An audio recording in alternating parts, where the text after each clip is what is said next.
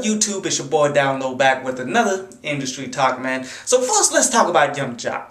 Yung Joc got hit with a tax lien stemming back to 2009, 2010 when he was getting money and shit, which it all adds up to over $500,000, in which who all thinks that Yung Joc actually got $500,000 right now? And you know, I know there are a bunch of ignorant people out there that don't realize, okay, I'm getting this money, I need to report this money because people are fucking watching me and shit. I know that, but ultimately, it's happened too consecutively. Too many MCs and such keep getting hit with these taxes and shit. It gets to the point that you realize we are being targeted. Like the people who actually built up a little bit of money and shit throughout the hip-hop game are all being targeted to lose all of that shit based off of taxes. Like, you got to peep the game and shit, man. Next, Lyor Cohen responds to Dame Dash for being called a culture vulture and pretty much saying that the plantation game is pretty much hip-hop.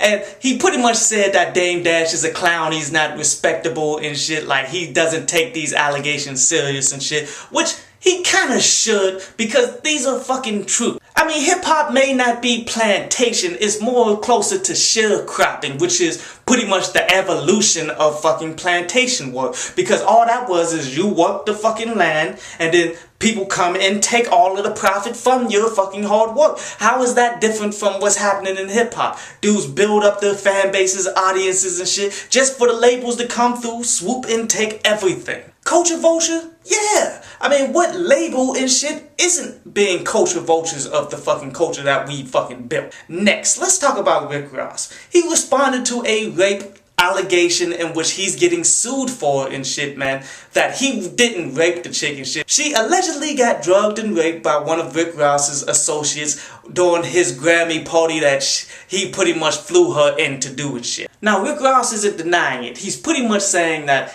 this guy isn't his associate, that's an independent contractor that he uses him for quite a few damn opportunities. He was not aware of such thing happening, man, and he should not be held liable for that shit. That's pretty much the gist of what he said.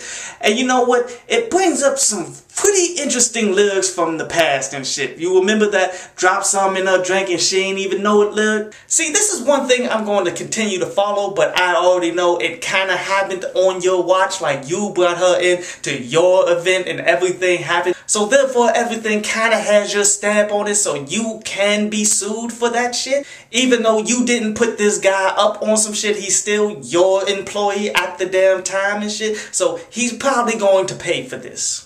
And lastly, Chief Keef's Hologram Fest out there in LA got shut down just like it got shut down in Indiana. Which, it was a little different though, like, because it seemed as though they had everything in order the day that it was supposed to happen at the Fonda Theater, but yet, for some fucking reason, they fell out with the Fonda Theater the day before the shit was supposed to happen. Now, how they saying they fell out with them sounds like some complete bullshit to me. Like, okay, so a security guard for the event drank some water, and the security guard at the venue ended up fighting him over that shit. So therefore they canceled a fucking festival that was going to be making some fucking money. And what Film On and Chief Keef did was they decided to go ahead and do the festival in the parking lot adjacent to that shit. And then the police came and shut it down for not having the proper permits. In which that kind of makes sense, because you can't last minute do some shit like that and expect to have your paperwork right.